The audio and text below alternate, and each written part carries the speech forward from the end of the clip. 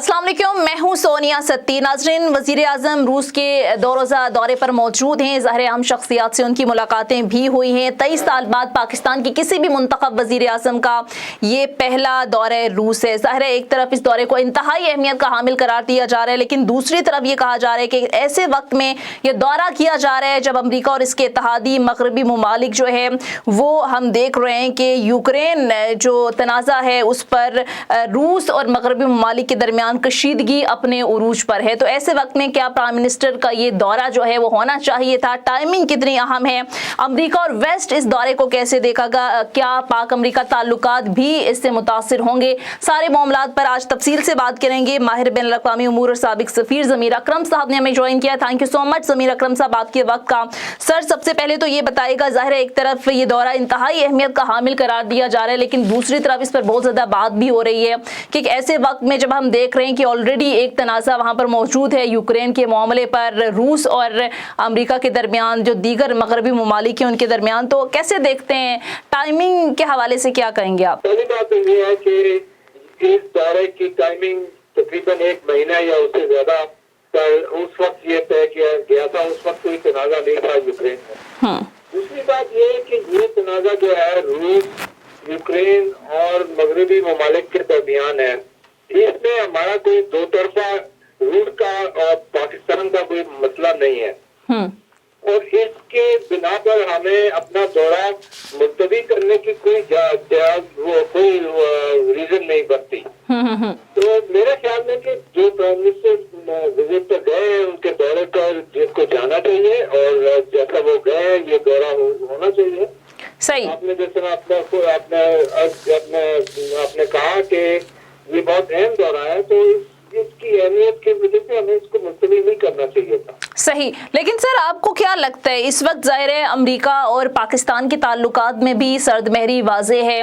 दूसरा, रूस के साथ जो अमेरिका के ताल्लुकात हैं वो भी सबके सामने हैं। यूक्रेन के मामले कर एक तरफ अमेरिका है, फिर अमेरिका के इत्तेहादी हैं और ज़ाहिर है उनकी डिमांड्स भी अभी देख रहे हैं कि पाकिस्तान के हवाले से हर गुजरते दिन के साथ बढ़ती जा रही हैं। तो आपको क्या लगता है सर, वेस्ट और अमेरिका इस दौरे को कैसे देखेंगे और फिर मुतवक्के रद्द-ए-अमल क्या हो सकता है इस दौरे के बाद अमेरिका का?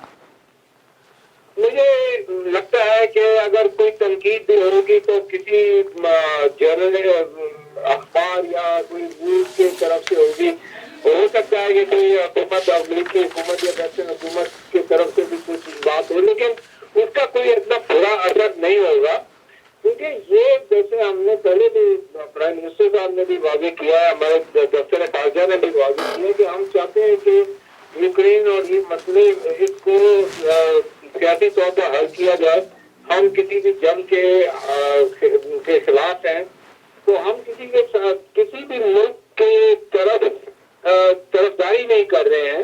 और ये सिर्फ, जैसे मैंने आपसे पहले अर्ज किया, ये एक दोतरफा दौरा है, दोतरफा ताल्लुकात को आगे बढ़ाने के लिए, जिसकी तारीख जो थी वो 1 महीने पहले तय हो चुकी थी। तो हमारा इसमें कोई ऐसा स्टेक नहीं है, ना कि हम रूस की हामी कर रहे हैं, ना कि हम मगरबी ममालिक की खिलाफत कर रहे हैं। सही। अच्छा सर, ये बताइएगा कि अगर रूस और पाकिस्तान के ताल्लुकात के हवाले से बात की जाए तो माजी में हमने देखा कि ये ताल्लुकात मिसाली नहीं रहे। ज़ाहिर है मुसलसल माजी में ताल्लुकात में ऊंच नीच रही है, ताल्लुकात कशीदा भी होते रहे, लेकिन अब ज़ाहिर है वाज़े तौर पर नज़र आ रहा है कि दुनिया 2 ब्लॉक्स में तकसीम हो रही है। एक तरफ हम देख रहे हैं कि सुपर पावर अमरीका है, दूसरी तरफ उभरती हुई मईशत चीन है, जिसमें ज़ाहिर है एक ब्लॉक बनने जा रहा है जिसमें रशिया है, चीन है, ईरान है, दीगर ममालिक हैं। तो सर, आपको क्या लगता है कि पाकिस्तान को कैसे इन ममालिक के साथ अपने आप को बैलेंस रख सकता है? आपको लगता है पाकिस्तान बिल्कुल रख सकता है और रख रहा है, और ये दौरा जो है ये इसी चीज की एक कड़ी है। देखिए, दुनिया बदल चुकी है, बहुत अहम तरीके से बदल चुकी है। अभी सही, ये पुराना कोल्ड वॉर का जमाना नहीं रहा जब हम अफगानिस्तान में, जब रूस सोवियत यूनियन ने इन्वेट किया था, उस वक्त हमने उनकी मुखालफत की थी और उस वक्त हमारे ताल्लुकात बहुत ही खराब थे। सही। अब जो है ये दुनिया में 3 बड़ी ताकतें हैं, अमेरिका है, रूस है और चीन है, और इन 3 ताकतों के दरमियान कशमकश भी है।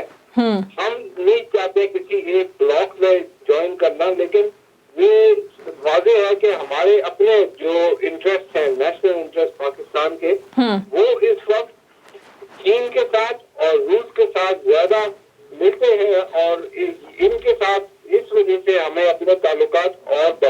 नहीं है। और रूस भी ये चाहता है कि वो पाकिस्तान के साथ अपने ताल्लुकात बढ़ाए, क्योंकि उनका भी आप देखें दो तरफा ताल्लुकात जो थे हिंदुस्तान के साथ, उसमें भी डिफरेंसेस आए हैं, क्योंकि हिंदुस्तान अब अमेरिका का एक हामी बन चुका है। और हिंदुस्तान भी चाहता है कि वो रूस और अमेरिका के दरमियान एक बैलेंस क्रिएट करे।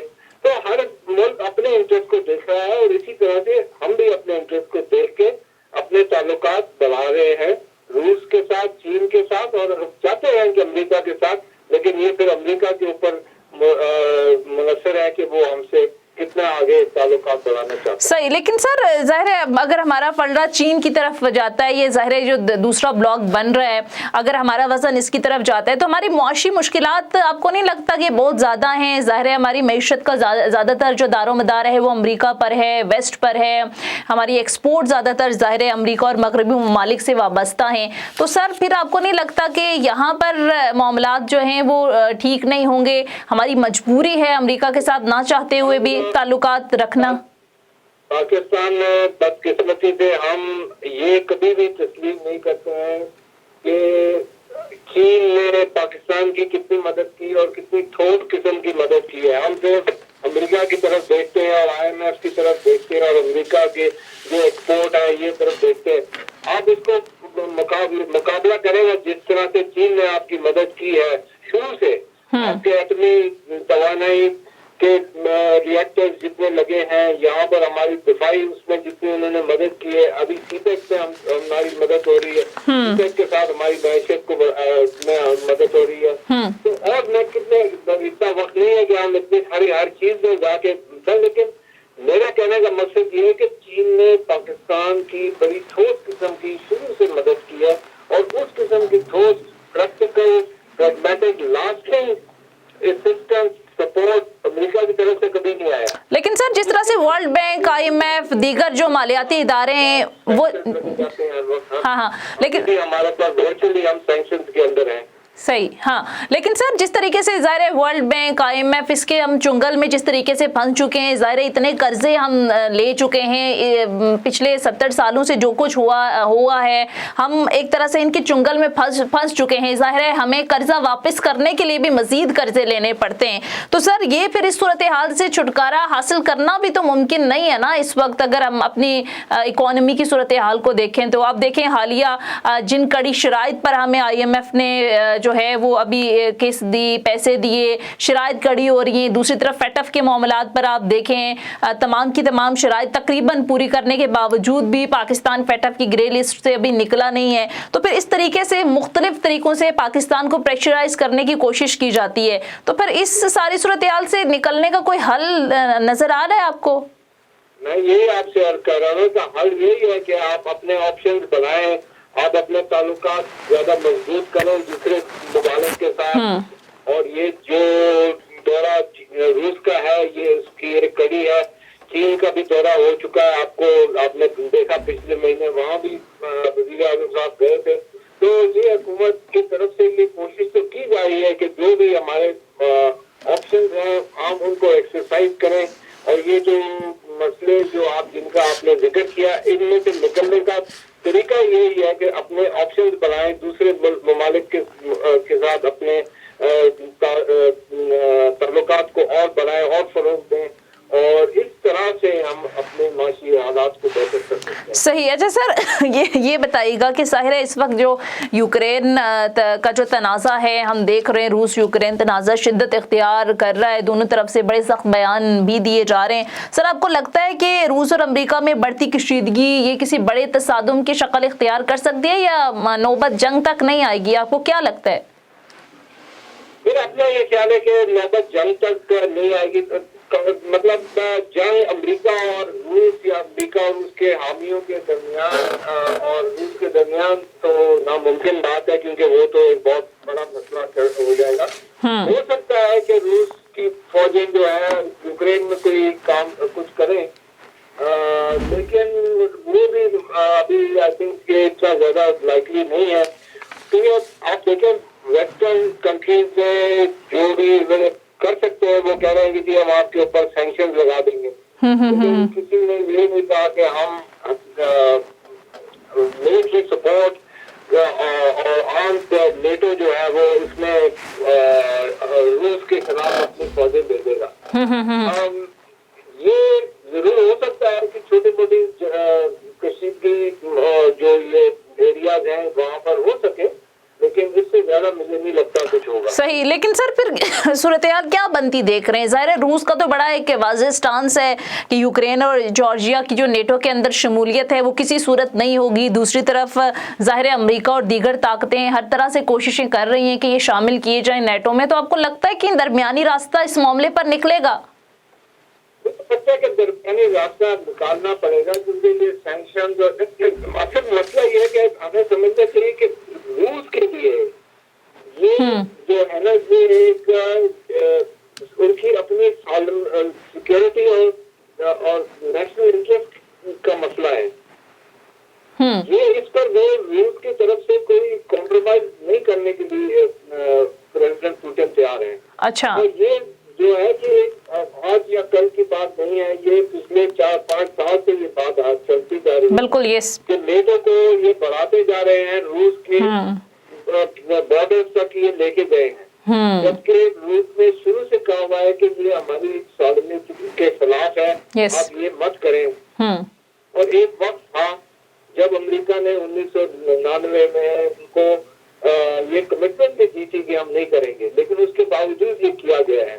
तो मेरा ख्याल है कि रूस समझता है कि जब तक हमें लिख के कोई गारंटी नहीं दी जाएगी तो हम इस तरह अपने ये जो उन्होंने जो पेशकश की हुई है इसको हम वापस नहीं करेंगे। सही। अच्छा सर, दूसरी तरफ सैंक्शंस की आपने बात की, बरतानिया की तरफ से कहा गया है कि रूस पर पाबंदियां लगाई जाएंगी। जर्मनी ने भी इंतहाई जो अहम प्रोजेक्ट थे रूस के साथ वो मुअत्तल कर दिए हैं। अमेरिका भी बात कर रहा है कि हम जल्द ऐलान मुतवक्के अमेरिका की तरफ से सैंक्शंस लगाई जाएंगी रूस पर। तो इस सारी सूरत हाल से कैसे फिर निपटेगा रूस? आपको लगता है कि जो नए ब्लॉक बनने की बात हो रही है, जाहिर है चीन एक उभरती हुई मैशत है, तो चीन उस हवाले से मदद कर सकता है?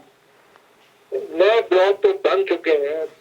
एक तरफ अमेरिका है और उसके हामी है, दूसरी तरफ चीन है और रूस है, ईरान है। ठीक है, रूस को कुछ मसाइल पेश आएंगे, लेकिन रूस की जो ताकत है तो ऐसी नहीं है कि वो किसी मतलब एक किस्म की धमकियों का सैंक्शन की वजह से अपनी सिक्योरिटी को कॉम्प्रोमाइज करेगा।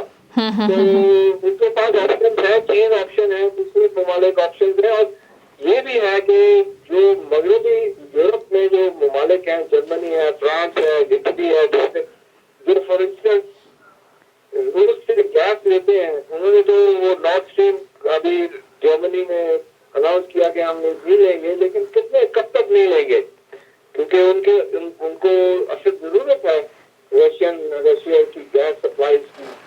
तो सही। ये बात इस तरह से जो है ना नहीं चल सकती आगे, उनको कोई ना कोई मुआहदा करना, कोई हल निकालना पड़ेगा। सही। अच्छा सर, हमने देखा कि इस तनाज़े से, ये इस तनाज़े की जो खबरें हैं, आलमी सतह पर तेल की कीमतों में बड़ा इजाफा देखा गया। दुनिया के अहम ममालिक की जो अहम स्टॉक मार्केट्स थी उसमें भी ज़ाहिर है इसके असरात मुरतब हुए हैं। तो सर आने वाले दिनों में आपको क्या लगता है ग्लोबली ये किस तरह से इम्पैक्ट करेगा मुआशी हवाले से अगर बात करें तो? ये आपका जो सवाल है ये बहुत अहम है, और ये खासतौर पर पाकिस्तान और दूसरे जो तरक्की याफ्ता ममालिक हैं उनके लिए ये बहुत अहम सवाल है, क्योंकि जैसे हम देख रहे हैं तेल की बैनुल-अक़वामी जो कीमतें हैं वो बहुत ज्यादा बढ़ गई हैं। यस। इसके साथ साथ हो सकता है कि गंदम की भी प्राइसेस बढ़ जाए, तो इसकी ये कीमतों, आलमी कीमतों के बढ़ने की वजह से जो तरक्की याफ्ता मुल्क है उनके ऊपर मसाइल और बढ़ेंगे।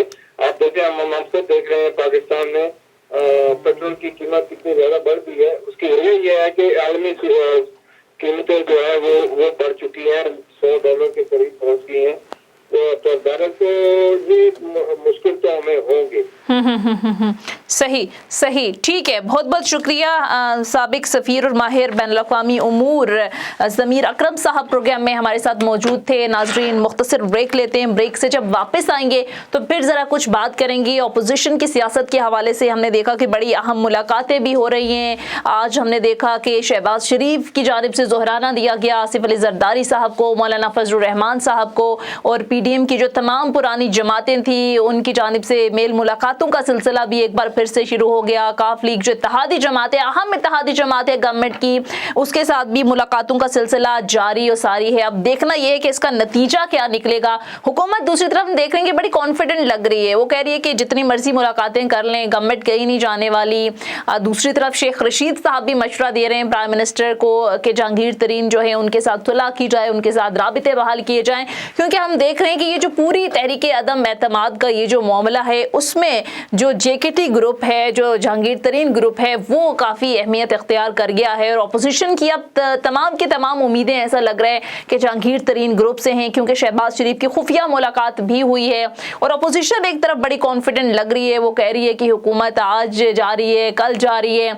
बहरहाल हम देख रहे हैं कि ना तो अभी तक अपोजिशन की जानिब से कुछ कार्ड शो किए गए हैं, क्योंकि ज़ाहिर तहरीक अदम एतमाद के हवाले से नंबर पूरे होने के मामले पर भी बड़ा खुलकर बात की गई है। मरीम नवाज साहिबा पिछले दिनों जब मीडिया टॉक कर रही थी तो उन्होंने कहा कि हम ये रिस्क लेने के लिए तैयार हैं, मींस कि अभी भी नंबर गेम पूरी नहीं है, इसलिए वो बात कर रहे हैं कि हम रिस्क ले सकते हैं। फिर ज़ाहिर मौलाना फजलुर रहमान ने भी इसी तरह की बात की। तो नंबर गेम अभी तक ऐसा लग रहा है कि अपोजिशन के हक में नहीं है। बहरहाल अपोजिशन कॉन्फिडेंट भी लग रही है। जरदारी साहब जिन्हें जोड़ तोड़ का माहिर समझा जाता है वो भी काफ़ी एक्टिव लग रहे हैं।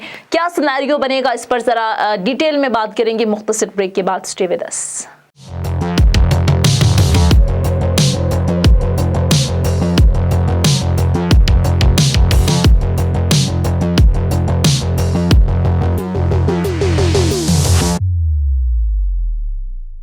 ब्रेक के बाद खुशामदीद नाजरीन, प्रोग्राम में हमें ज्वाइन कर चुके हैं PTI के सीनियर रहनुमा अब्दुल समद साहब। बहुत बहुत शुक्रिया अब्दुल समद साहब आपके वक्त का।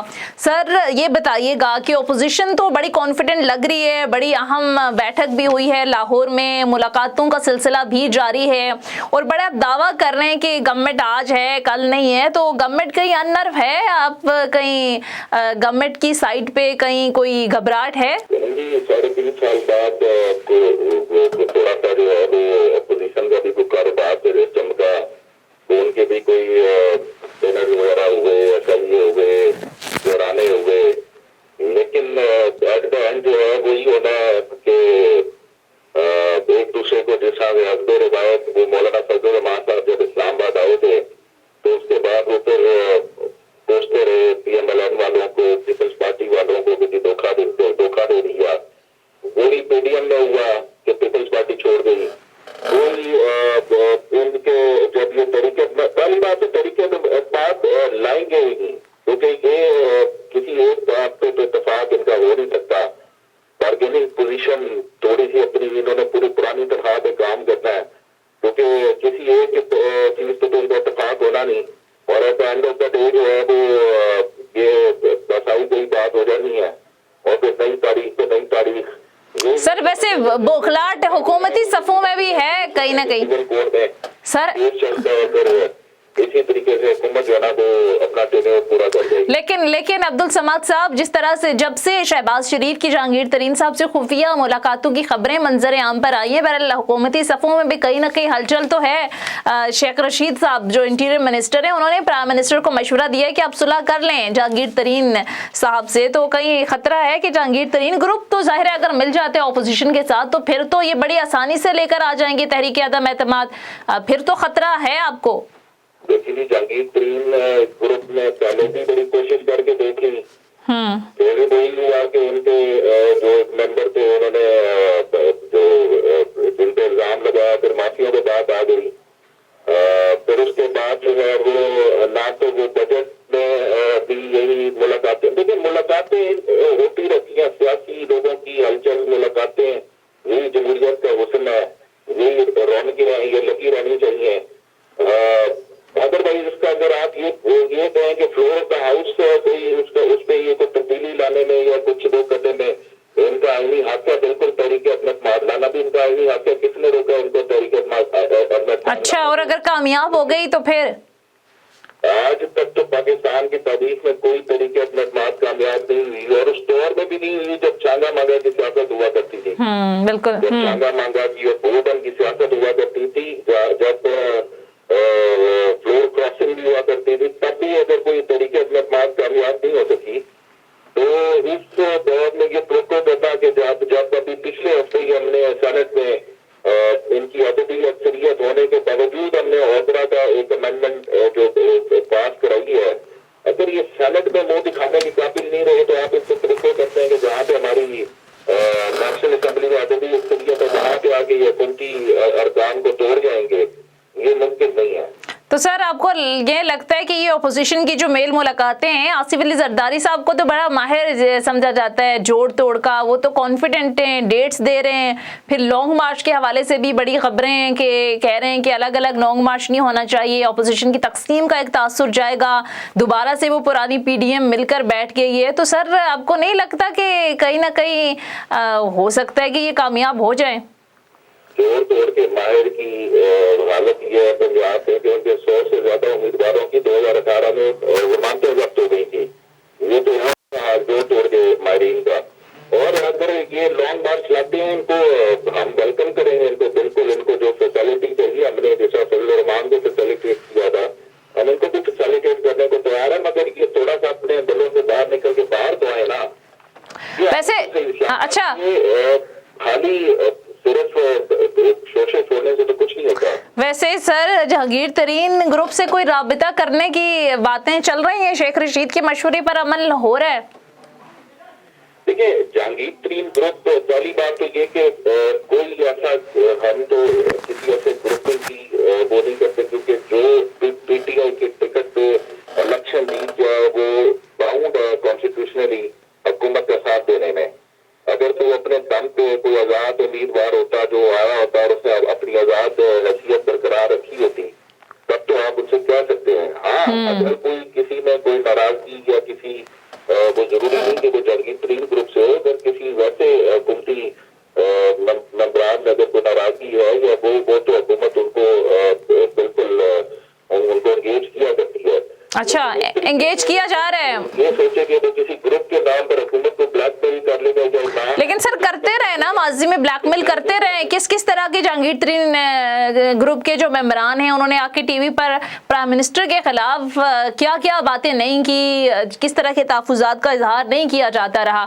तो ब्लैकमेल तो इत्तेहादी भी आपको करते रहे। अभी भी ज़ाहिर खबरें ये भी आ रही हैं कि आप लोगों ने तोसी करनी है, पंजाब जो काबीना है उसमें तोसी की भी खबरें हैं। तो ब्लैकमेल तो गवर्नमेंट होती रही है। मौने सिलाई के मामले पर प्राइम मिनिस्टर कहते रहे कि किसी सूरत हमने वजारत नहीं देनी, तो ब्लैकमेल हुए तो फिर वजारत देनी पड़ी आपको।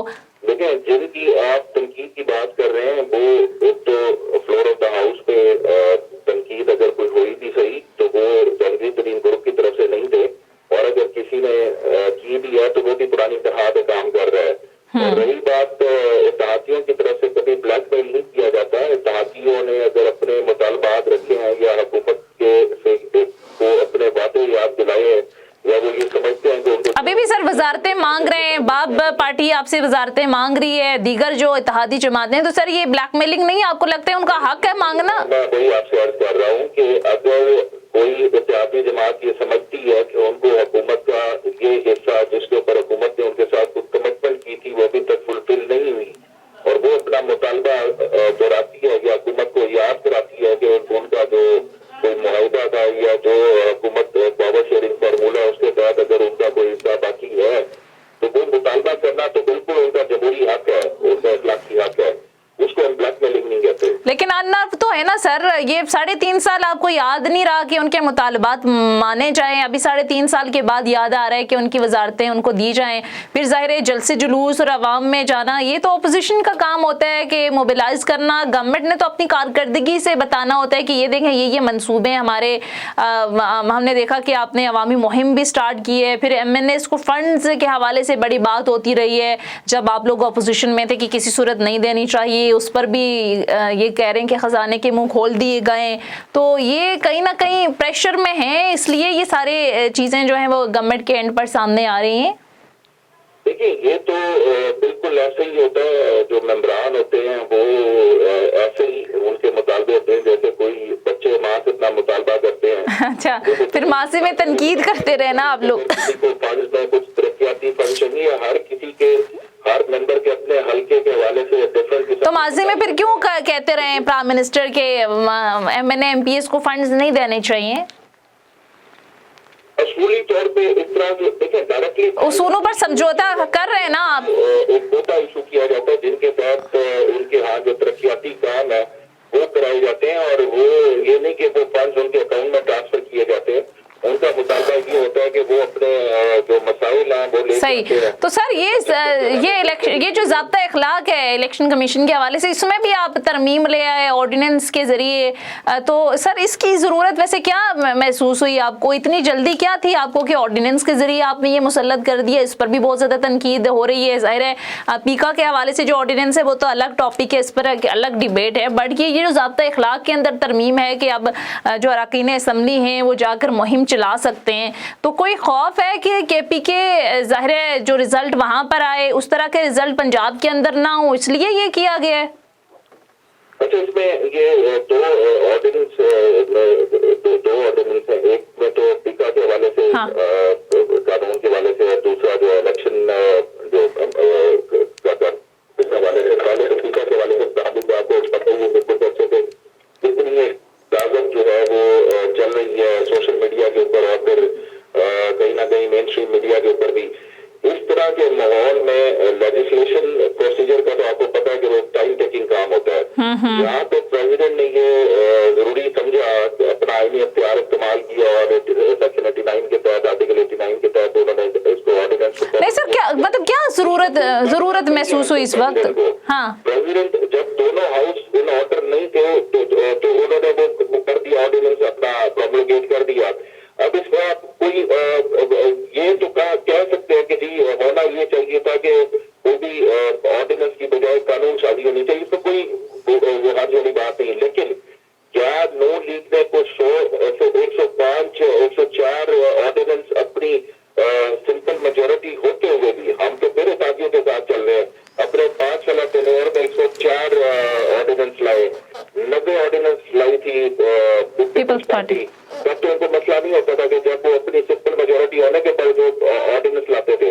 यहाँ तो हम साथियों को साथ लेके चल रहे हैं, यहाँ तो कानून साजी अगर फौरी तौर पर या हम ये समझते हैं, और ऑर्डिनेंस को भी अल्टीमेटली आपने जाहिर है 90 दिन के बाद पार्लियामेंट में ही लेके जाना होता है, ठीक है। तो उसमें ऑर्डिनेंस के ऊपर वो तो एतराज करे कि जो अपने टेन्योर में कभी ऑर्डिनेंस ना लाया हो, या जो ये समझता हो कि जी को नहीं, ठीक है ऑर्डिनेंस ज़ाहिर है आपका आईनी कानूनी हक है, अल्टीमेटली उसको जाना होता है पार्लियामान के अंदर, लेकिन सर मतलब एक कानून ऑलरेडी बना हुआ है, उस कानून के अंदर आप ऑर्डिनेंस ले आते हैं कि जो अरकान असम्बली हैं उनको इजाज़त दी जाए, तो सर ये एक इसकी ज़रूरत क्यों महसूस हुई आपको?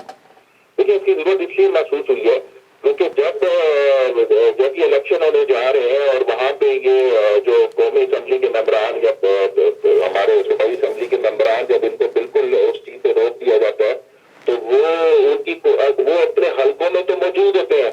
अब अगर कहीं तो बल्दियाती इलेक्शन हो रहा है, वहाँ पे किसी कौमी असम्बली के मेंबर को तो पसंद तो नहीं किया जा सकता, यदि आप बिल्कुल इस इलेक्शन प्रोसेस से बाहर रहे हैं, उनकी मौजूदगी या उनका विजिट करना। अब अगर उनका वैसे ही अपने हल्कों का दौरा करना इस तनाजर में तो उसको लिया जाए कि ये जनाब इलेक्शन मुहिम कर रहे हैं, तो ये तो फिर मसाइल ही इलेक्शन कमीशन जो है वो आए दिन जुर्माने लगाता रहेगा, और ये तो हर इलेक्शन कमीशन की जानिब से भी रिजर्वेशंस आ गई हैं, बड़े तहफ़्फ़ुज़ात का इजहार किया है ये जो ऑर्डिनेंस आप लेकर आए हैं। किसने तहफ़्फ़ुज़ात के इजहार किया? इलेक्शन कमीशन ने। देखिए, इलेक्शन कमीशन अगेन, अगर इलेक्शन कमीशन को कोई मसला होगा तो वो भी अदालत में है, जिसको ऑर्डिनेंस से कोई मसला है, अगर वो ये समझता है कि ये आइन के बुनियादी ढांचे के तो मतलब में, तो वो अदालत में चैलेंज कर देगा। अभी भी तो जो PFUJ अदालत में चैलेंज किया उसमें बत्ती तौर पे जो गवर्नमेंट ने भी रोक दिया ना कार्रवाई से FIA को। बहरहाल सर प्रोग्राम का वक्त खत्म हो चुका है, बहुत बहुत शुक्रिया आपके वक्त का। अब्दुल समद सीनियर रहनुमा PTI प्रोग्राम में हमारे साथ मौजूद थे। नाज़रीन, ये था हमारा आज का प्रोग्राम। फीडबैक जरूर दीजिएगा। अगले प्रोग्राम तक इजाजत दीजिए। खुदा हाफिज।